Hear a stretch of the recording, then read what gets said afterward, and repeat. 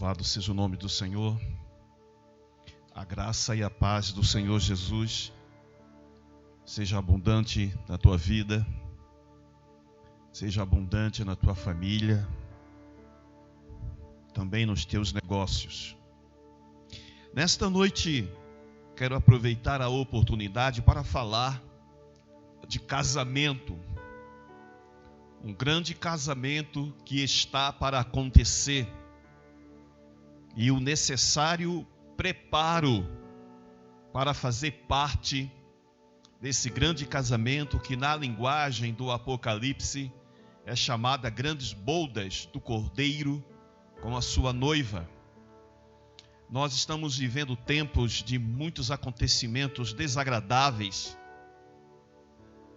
São muitas notícias tristes, notícias desagradáveis que criam uma barreira e nos limita a ficar apenas pensando nas dificuldades, nos desafios, gerando medo, gerando ansiedade, depressão, doenças mentais, preocupações diversas por causa desse processo pandêmico que estamos vivendo hoje.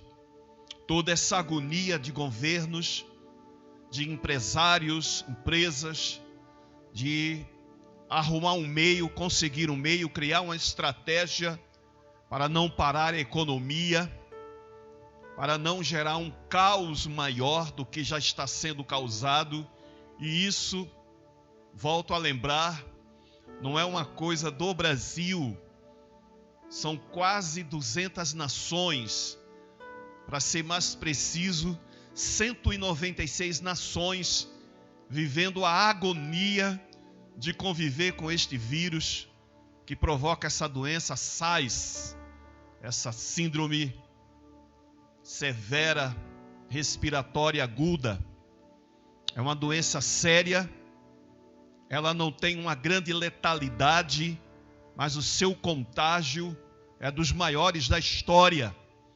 E precisamos de fato ter alguns cuidados e esperar em Deus, na bondade do Senhor Deus, a sua misericórdia, que vai dar aos homens estratégia, sabedoria, saída.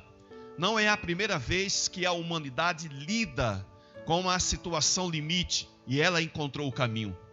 Sempre vamos encontrar o caminho por causa da misericórdia do Senhor, que fala ao coração de alguns homens, que fala através da ciência. Muito cuidado, não demonize a ciência. A ciência é uma ferramenta de Deus para nos abençoar. Ciência é uma ideia de Deus colocada no coração dos homens. É um conhecimento profundo em várias áreas para melhorar a nossa vida. Tudo isso faz parte do pacote chamado misericórdia de Deus, que é a causa de não sermos consumidos, pois se renova a cada manhã. Mas no meio de todo esse processo, nós precisamos fazer um rompimento nessas trincheiras e olhar que há um casamento sendo preparado, um grande casamento. A eternidade já anda agitada por conta desse casamento. Os 24 anciões, os 4 seres viventes, a multidão de criaturas celestiais já se preparam para este casamento. Pregador, você está viajando agora. Esse pregador lê a Bíblia. Não estou contando historinha para boi dormir. É a Bíblia, está lá escrito em Apocalipse 19, que há todo um cuidado, todo um preparo na eternidade para este casamento. E a grande notícia para você é que o noivo está chegando. Eu vou repetir para você. Avisa aí a seus amigos, compartilha com seus amigos, chama eles, chama a tua família, que o noivo está chegando. Noivo está chegando e nós precisamos estar preparados para esta grande ocasião. Vamos ler a palavra de Deus para nos basear nesses minutos que iremos pensar, meditar sobre esse tema. O noivo está chegando.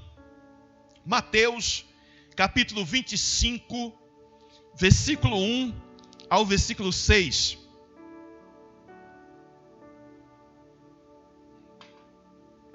Mateus, capítulo 25, versículo 1 ao 6. Jesus está falando, ele está contando uma parábola. Parábola é uma história que tem princípios, fundamentos espirituais imutáveis. Não é uma historinha da carochinha, porque as parábolas têm princípios, têm ensinamentos que não mudam. São os mesmos, independente das épocas, das culturas, das gerações. São princípios que permanecem o mesmo, de forma inalterada, porque procede, é isso que eu quero dizer, procede da parte de Deus. Mateus 25, versículo 1 a 6. Então o reino dos céus será semelhante a 10 virgens que, tomando as suas lâmpadas, saíram ao encontro do esposo, ao encontro do noivo. E 5 delas eram prudentes e 5 loucas. As loucas, tomando as suas lâmpadas, não levaram azeite consigo, mas as prudentes levaram azeite em suas vasilhas com as suas lâmpadas. E tardando o esposo, o noivo, tosquenejaram, adormeceram todas, e adormeceram, dormiram. Mas à meia-noite ouviu-se um clamor: aí vem o noivo, saí-lhe ao encontro. Aí vem o noivo, saí-lhe ao seu encontro. O noivo está chegando.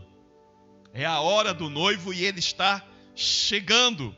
Você está pronto para este grande casamento? Você é convidado a fazer parte desse grande casamento. Queridos, precisamos, no nome de Jesus, compreender algumas verdades que vai nos preparar, vai nos ensinar a como se encontrar com este noivo. O casamento da natureza bíblica, de fundamentos bíblicos, na cultura oriental, ele tem diferenças significativas com o casamento ocidental. O casamento ocidental, ele é fruto da cultura romanista, da cultura religiosa romanista, que fez adaptações das festividades pagãs para agradar gregos e troianos e para chamar a atenção do mundo cristão.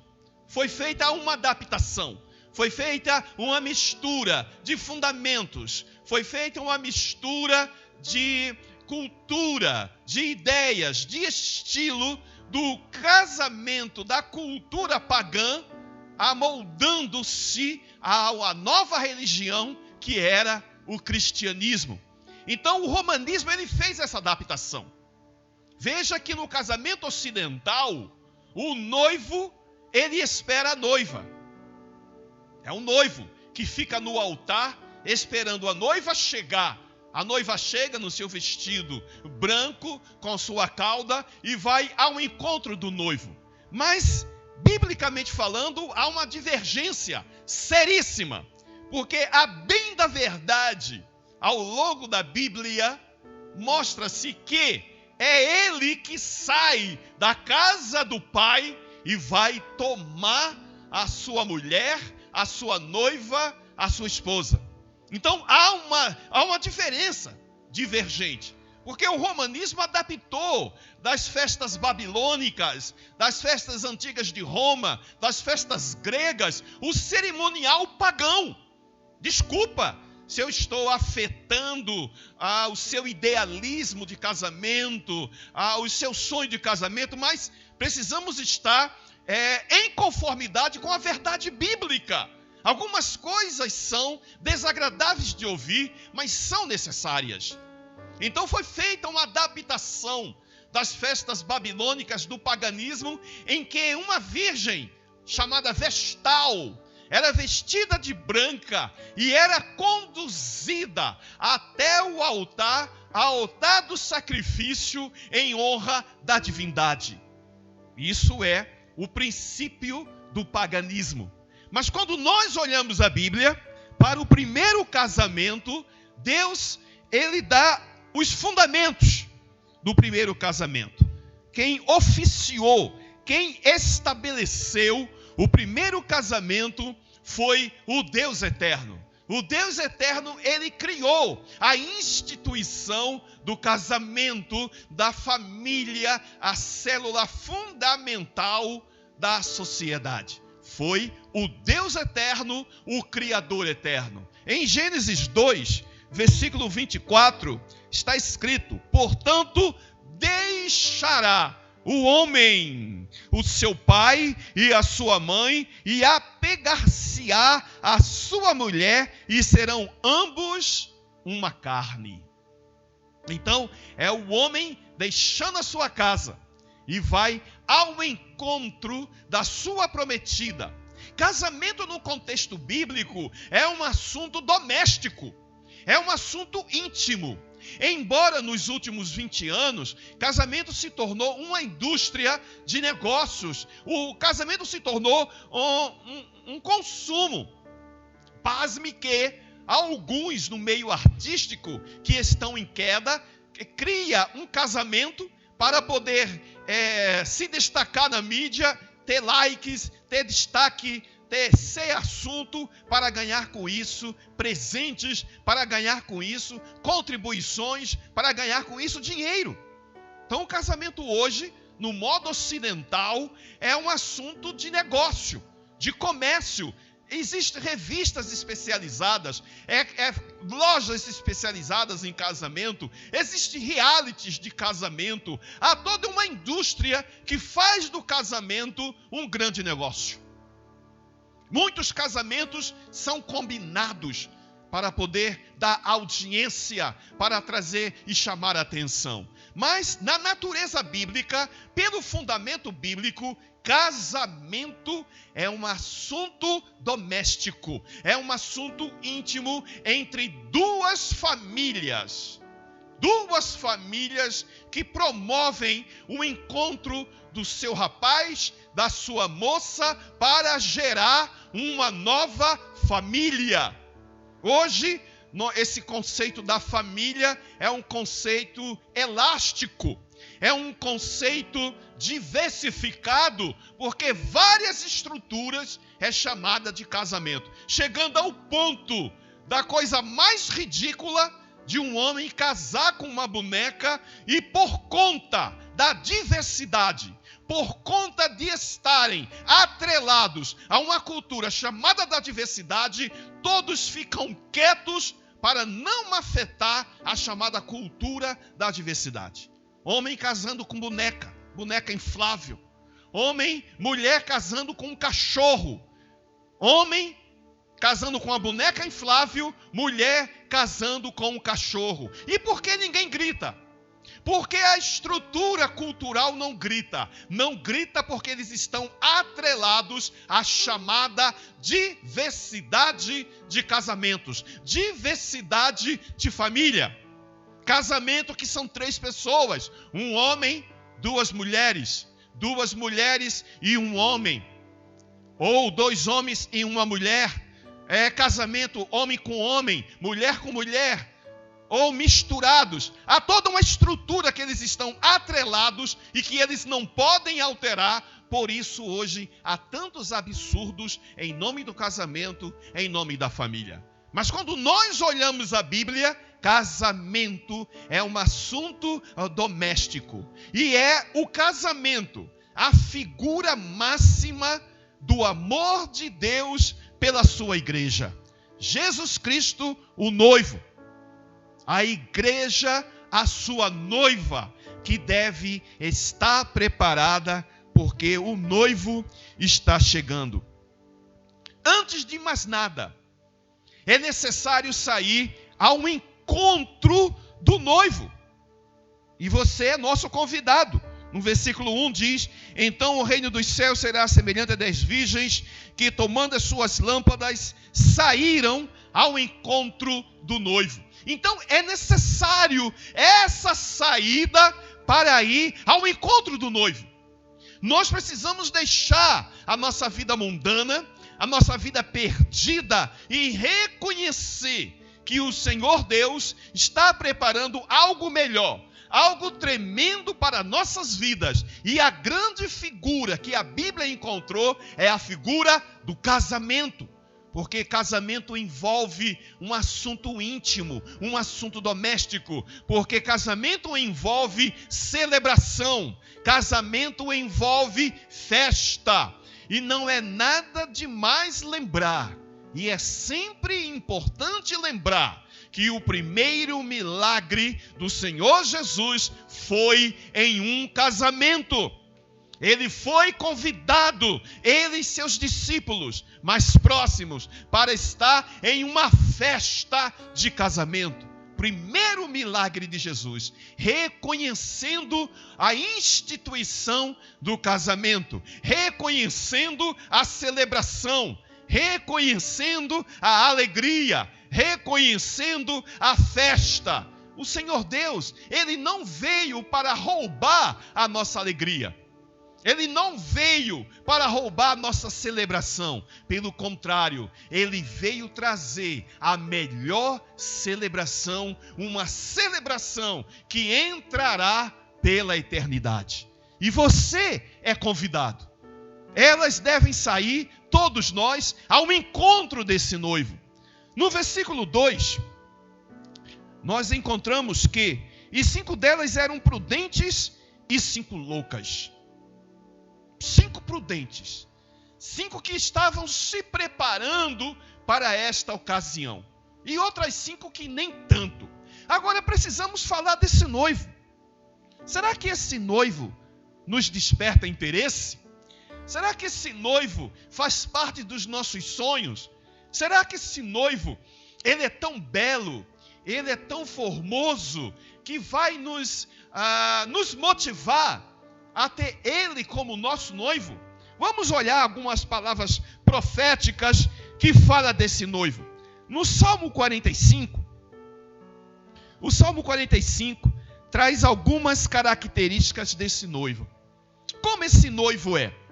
Como podemos saber que esse noivo é? No versículo 2 do Salmo 45 diz: tu és mais formoso do que os filhos dos homens.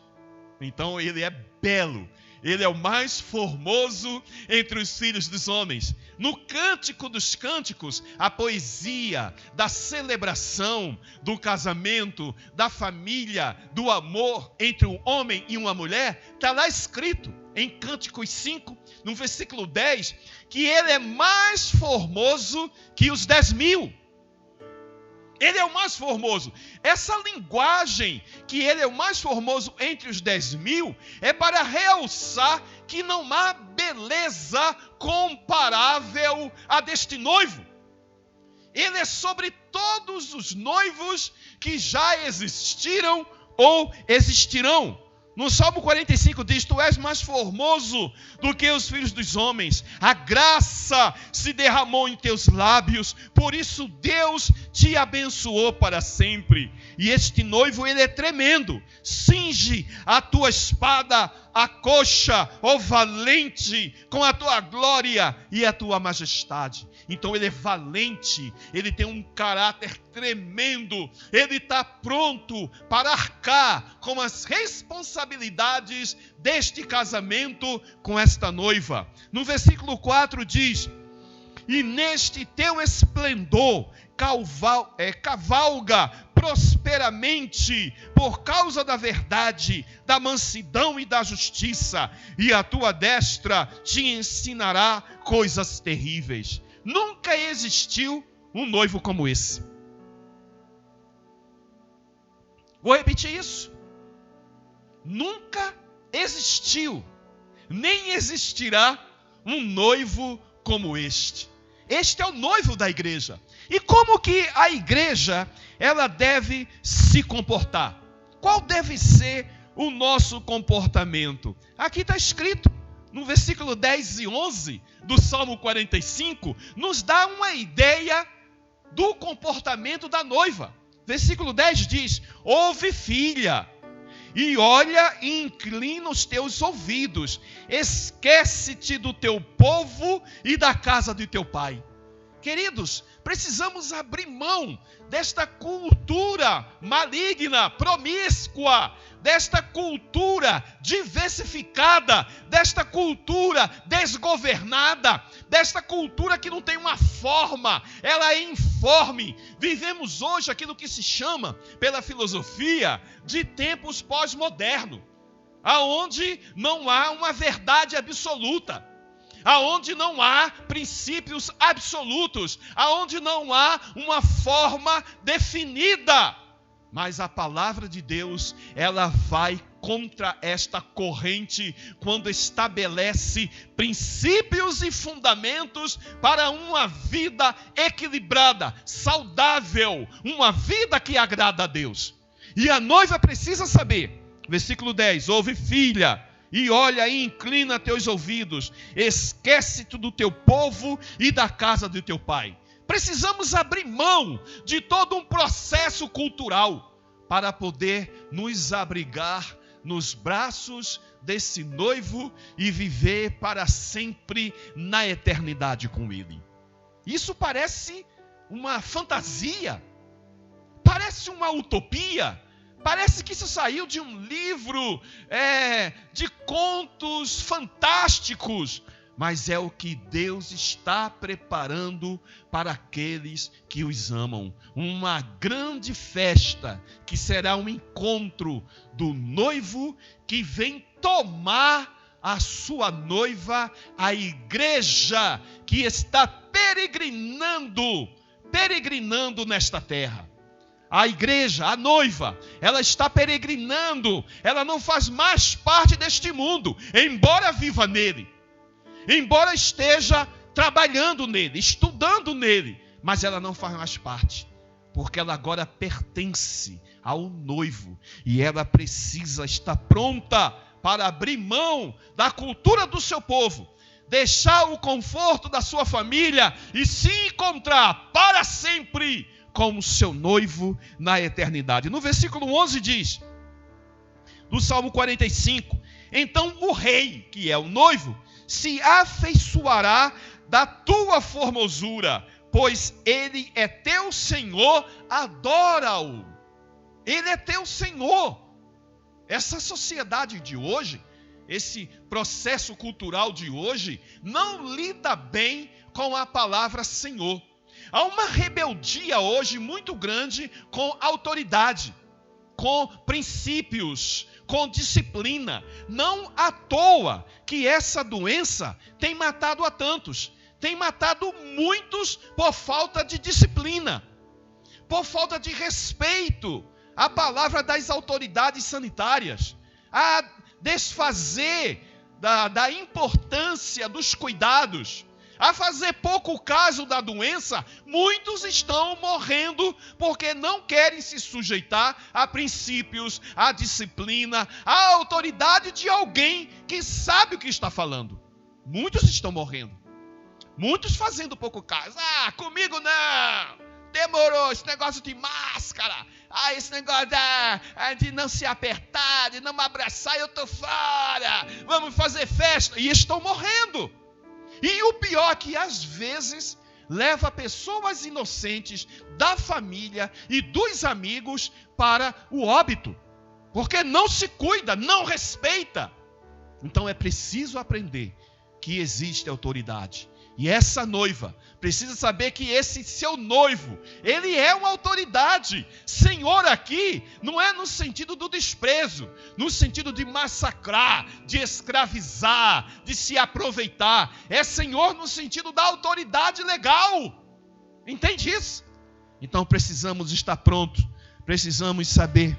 Paulo, ele diz algo muito interessante, agora eu estou vendo aqui, um risquinho bem pequeno, mas eu enxerguei, em 2 Coríntios, Paulo fala algo tremendo sobre essa noiva.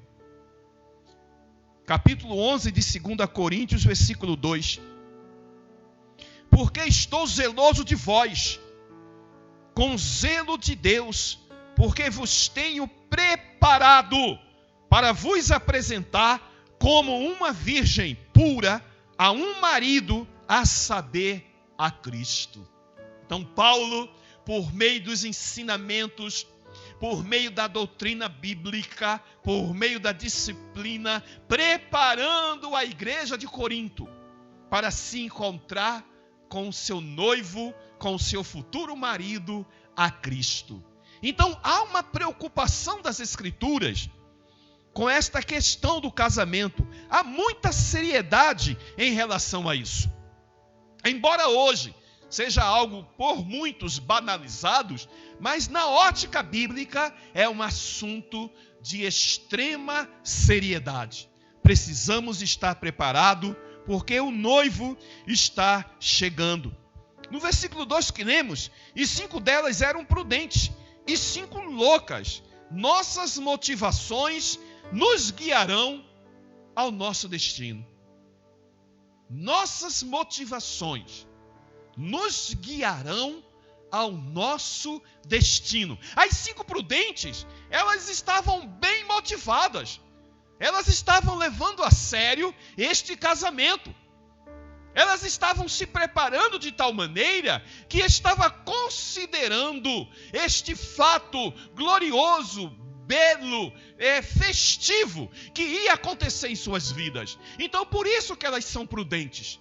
Mas as outras 5, que aqui o texto chama de loucas, algumas versões de imprudentes, elas fizeram, assim, pouco caso.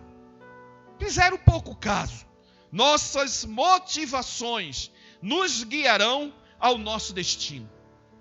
Então, elas estavam prontas, as prudentes, estavam se organizando, se preparando, porque estavam motivadas. Motivação vem do latim movere. Movere quer dizer algo que move você e te impulsiona. Então, quais as tuas motivações nestes últimos dias? Quais as motivações que guiam a tua vida nesses últimos dias? Você como igreja, você que está se preocupando com o seu destino eterno, quais suas motivações? O que te leva a levar a sério as coisas do reino de Deus? Essas aqui estavam preocupadas. E elas eram prudentes. Elas se prepararam. Elas estavam vivendo grandes motivações. Agora o versículo 3 diz. Versículo 3. As loucas, tomando as suas lâmpadas, não levaram azeite consigo. Versículo 3. As loucas, as imprudentes, tomando as suas lâmpadas, não levaram azeite consigo. Queridos, me escute. O descaso, ele pode ser fatal. O descaso com os princípios do reino de Deus. O descaso com a chamada e o propósito de Deus para as nossas vidas pode ser fatal. Isto é algo muito sério. Há um texto que é arrepiante, que está no capítulo 6 de Hebreus. Hebreus mostra ali todo aquele contexto que é algo assim muito triste, muito terrível para aqueles que fazem pouco caso com o experimentar do reino de Deus, experimentar o reino, experimentar a graça, experimentar o amor de Deus, experimentar o mover do Espírito Santo, e depois de tudo isso, abandonar, fazer pouco caso, desprezar e viver uma vida dissoluta, uma vida, como diz o carioca, na bagaça. pode ser fatal para o seu destino eterno. Estas convidadas, elas fizeram pouco caso. Elas não se prepararam de maneira adequada. Mas eu quero chamar a atenção de você para um detalhe muito interessante nesse versículo 3, que diz que elas tomaram suas lâmpadas. Pegaram as lâmpadas. Isso me diz que elas mantiveram a aparência. Mantiveram uma aparência que fazia parte do grupo de convidados. Estava com a lâmpada. Então você olha, é convidado também. Está com a lâmpada, mas não estava completamente preparada. Só havia uma forma. Era apenas uma aparência que era convidada.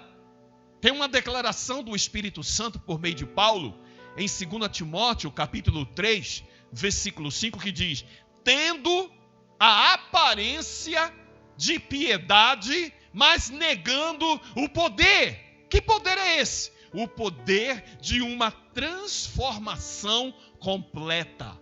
No reino de Deus não cabe transformação parcial. Não cabe. É necessário nascer da água e do Espírito para entrar no reino de Deus. É necessário nascer de novo, disse Jesus para um experimentado religioso da cultura judaica, chamado Nicodemos. Capítulo 3 de João, a partir do versículo 3 até o versículo 8.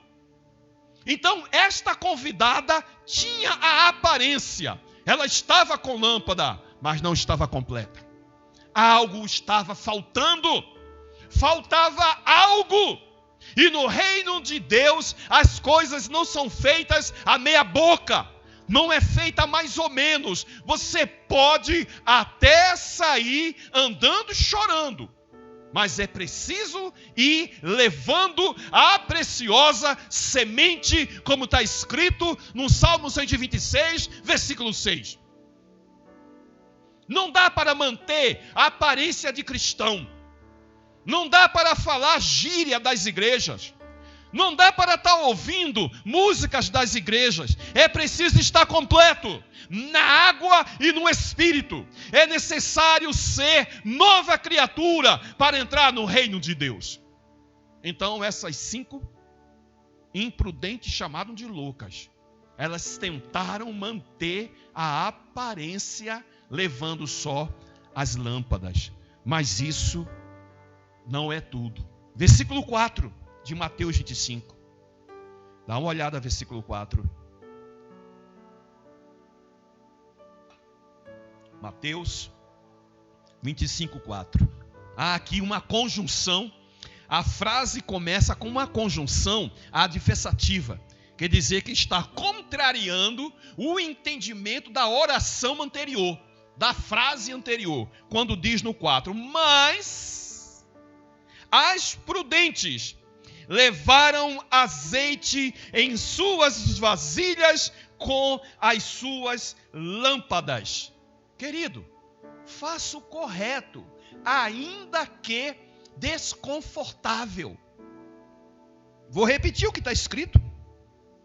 Mas as prudentes levaram azeite em suas vasilhas com as suas lâmpadas. Interessante que a construção da frase coloca em primeiro lugar o azeite e a vasilha. As escrituras sagradas devem ser olhadas com muito cuidado, com muita meditação, porque os pequenos detalhes podem mudar todo o entendimento. Veja que a prioridade está no azeite em suas vasilhas, depois a lâmpada. Por quê? Porque o azeite, que é o combustível, ele garante a iluminação. A lâmpada é algo comum. A lâmpada todo mundo tem, mas o azeite nem sempre. É algo precioso. Eu vou repetir isso. Não fique enjoado não, mas eu vou repetir isso. A prioridade aqui é o azeite. O azeite é o combustível. Porque a lâmpada era algo comum. Até as loucas tinham lâmpada.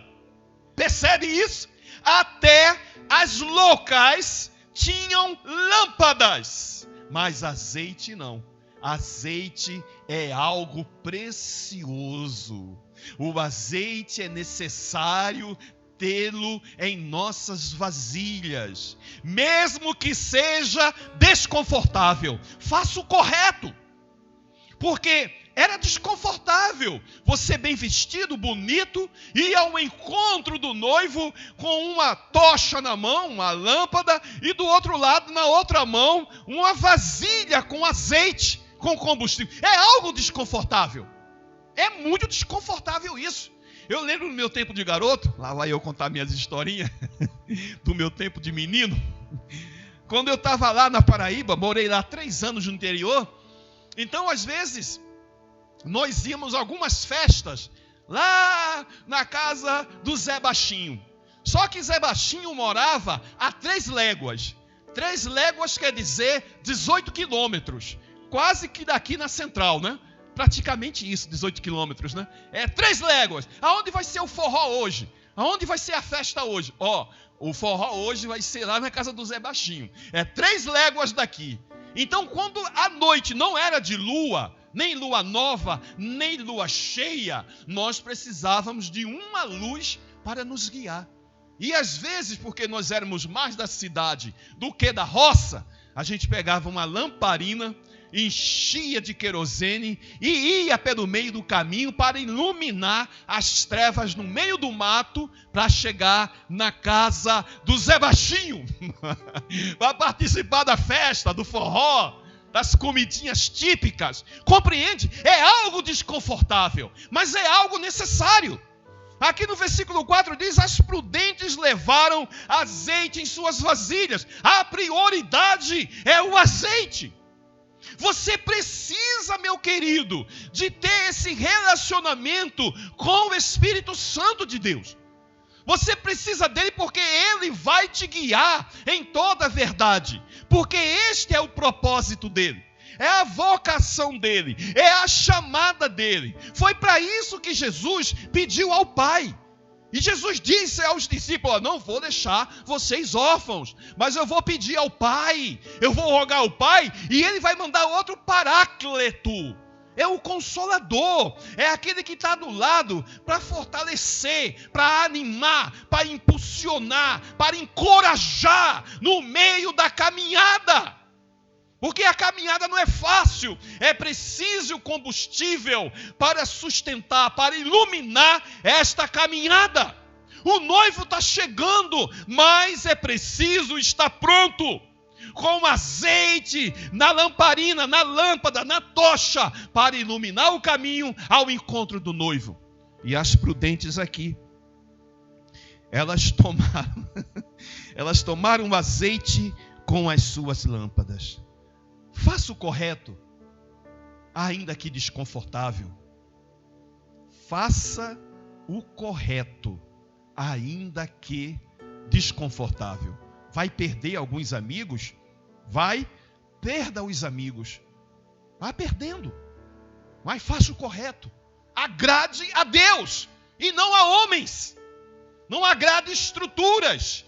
Não agrade culturas. Não agrade a Deus, porque às vezes fazer o correto é desconfortável, é andar na contramão da correnteza deste mundo promíscuo que vivemos nesses últimos dias. Agora, queridos, versículo 5 diz: e tardando o esposo, o noivo, né?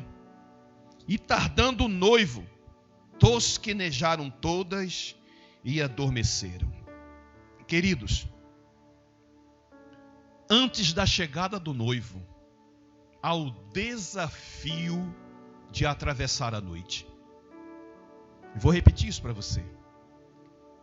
Antes da chegada do noivo, para tomar a noiva e entrar em festividade, em grande festa, precisamos vencer o desafio da noite.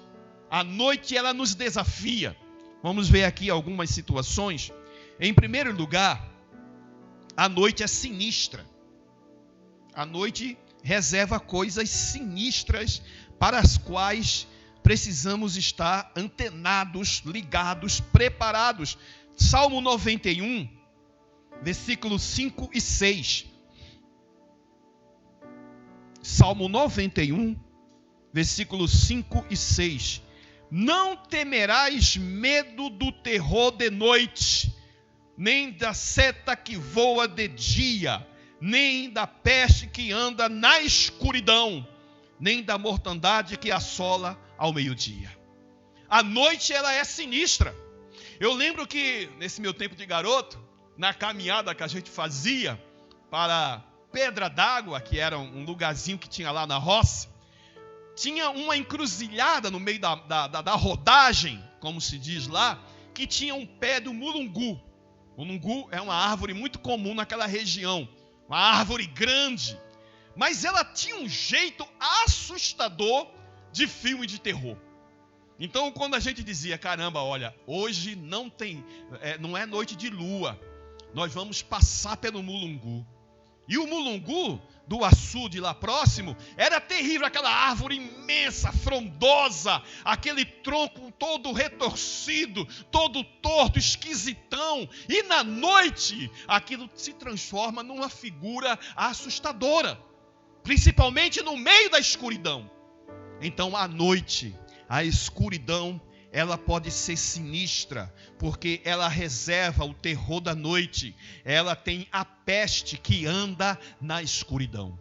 E nós precisamos atravessar esses momentos aí. E para isso precisamos contar com o bom pastor que está conosco, ainda que andemos no vale da sombra da morte. Precisamos do Consolador para nos encorajar, para nos motivar, nos impulsionar a atravessar essa estrada, essa rodagem, esse caminho da noite. Mas a noite, ela também reserva o juízo. Em Lucas 12,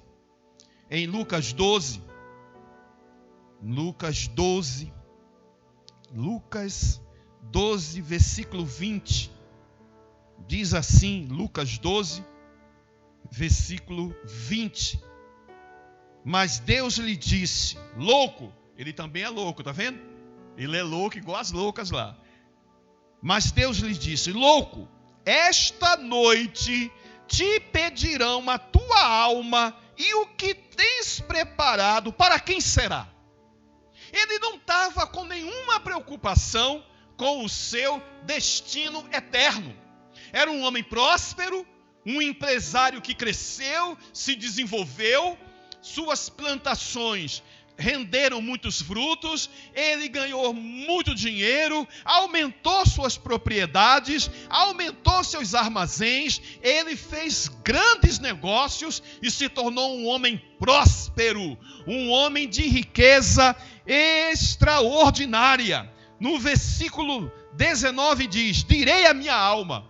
Ele só tinha preocupação com os sentimentos, com suas posses, com suas riquezas. E ele se descuidou do seu destino eterno. E a noite vai cobrar.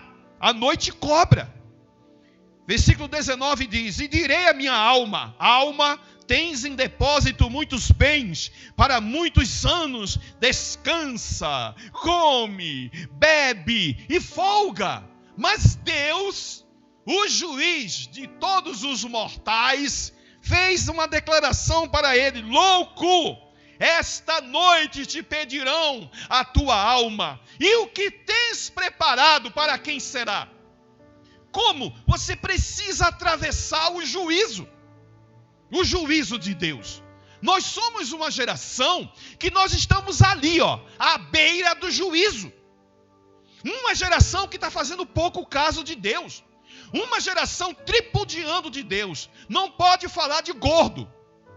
A pessoa que é gordo não pode falar, é gordofobia, e há uma campanha, porque alguém disse, olha, aquele cara está muito gordo, aquela mulher está gorda, isso é gordofobia, aí todo mundo grita, há uma campanha, não sei de quê, mas pode falar mal de Jesus, pode avacalhar a pessoa do Senhor Jesus, pode tripudiar do Evangelho, pode falar mal da igreja, pode tripudiar dos pastores. O que é isso? Inversão de valores. Então, você está pronto para encarar com o juízo? O juízo virá algum tempo. Em algum instante, o juízo chegará. E o que tens preparado? Para quem será? Está se preparando para se encontrar com Deus eterno? O profeta Amós fez uma provocação para Israel. Ó Israel, prepara-te para se encontrares com o Senhor teu Deus. Amós declarou isso para Israel. Porque Israel estava se distanciando de Deus, se prostituindo com outras nações, com outras culturas, outros costumes, outros deuses. Estavam deixando a verdade de lado, o conhecimento do Senhor de lado. E veio a palavra do Senhor por meio do profeta. Israel, prepara-te para encontrares com o Senhor teu Deus. E eu te pergunto, você está pronto para se encontrar com o teu Deus? Este louco aqui não se prepara. À noite, ela reserva o juízo. Em terceiro lugar, é tempo de sobriedade. Precisamos ser sóbrios, porque os dias e os tempos estão exigindo isso. 1 Tessalonicenses, capítulo 5, versículo 4 a 6. Olha aí, crente, escuta essa palavra de Deus para você aí agora. Recebe aí agora esta palavra. 1 Tessalonicenses 5, 4 a 6.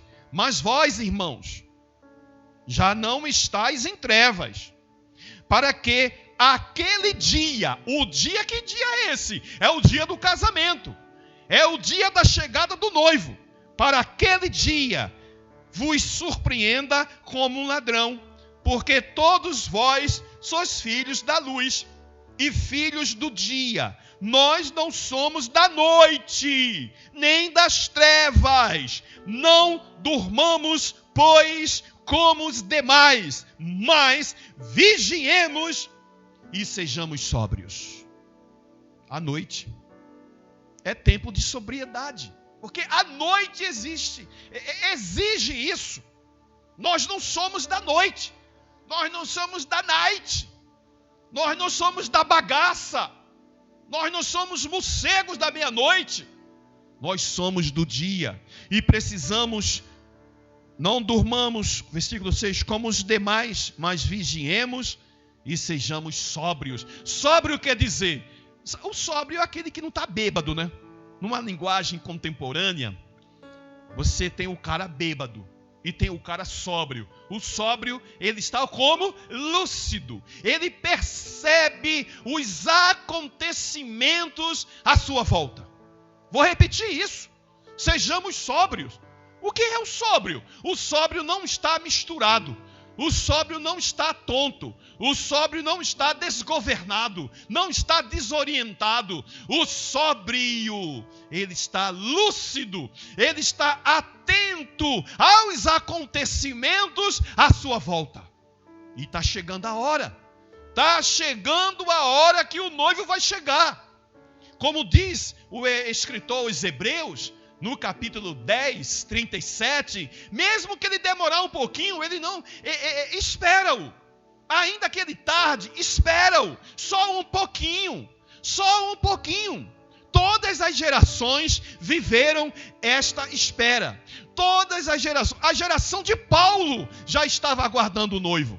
Me escuta isso. A geração de Paulo, a primeira geração da igreja, já estava antenada, ligada, sóbria, aguardando o noivo. Foi passando os séculos, passou o primeiro milênio, entramos no segundo milênio, entramos agora no terceiro.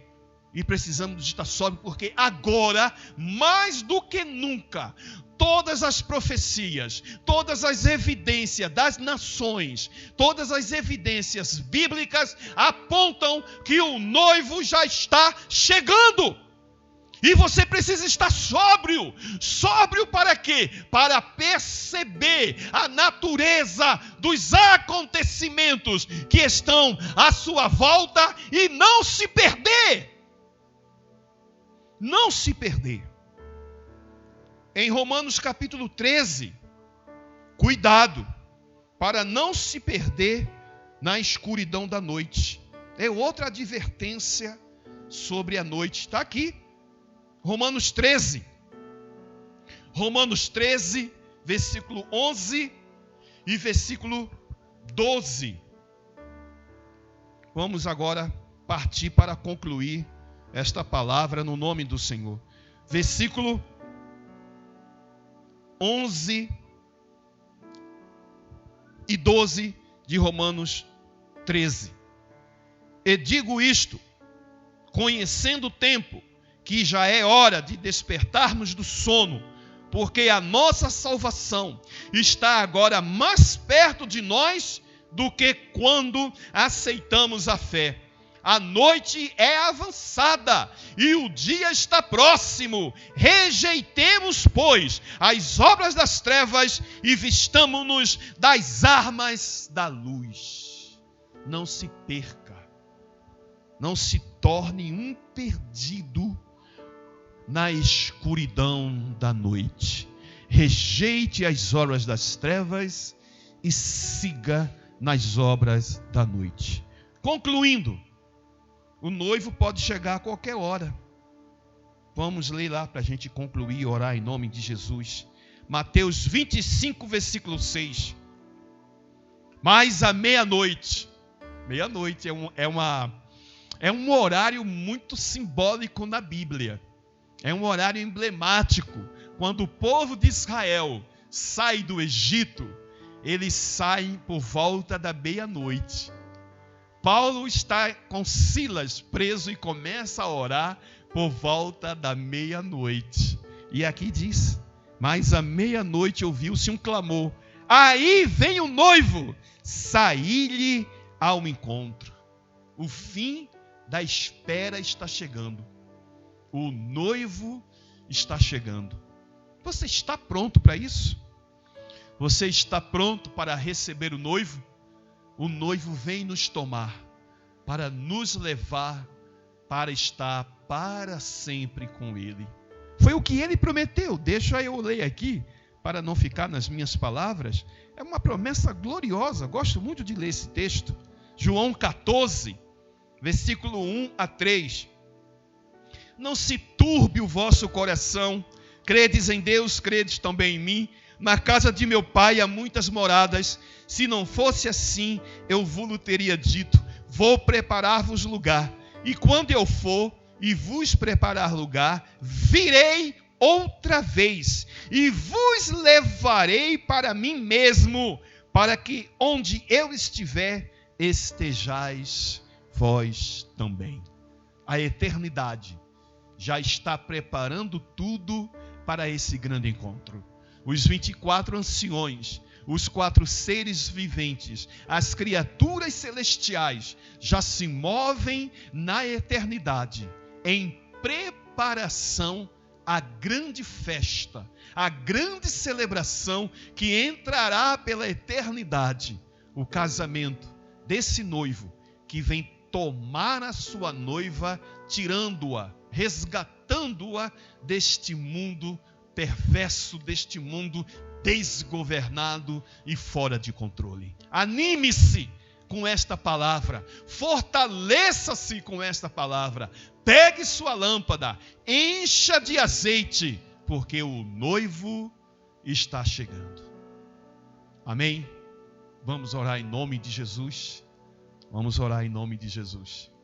Pai amado, no nome de Jesus, eis aí a tua palavra que compartilhamos com o teu povo e todos quanto estiveram ligados nesta live, Senhor.